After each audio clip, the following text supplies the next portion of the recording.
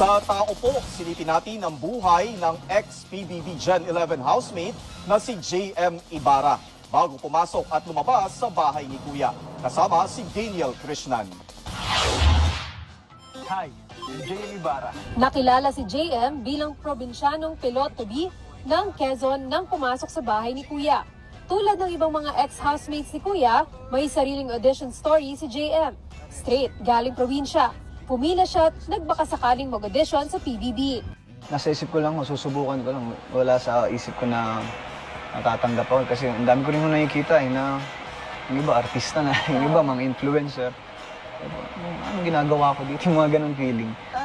Pero bago pa man pumasok sa PBB House, certified raketero at breadwinner ng pamilya si JM. Sagana pa yung buhay namin nun. Hanggang sa, nag-try ako dito sa Manila. Baka at least may maano pa, maayos na racket ba.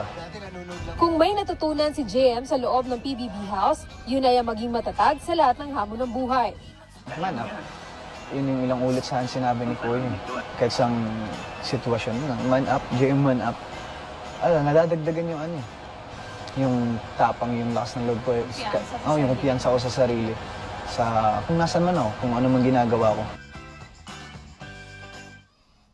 Ang kwento ng buhay ni JM Ibarra ngayong linggo, 6:30 p.m. sa A to Z, Kapamilya Channel at Kapamilya Online Live.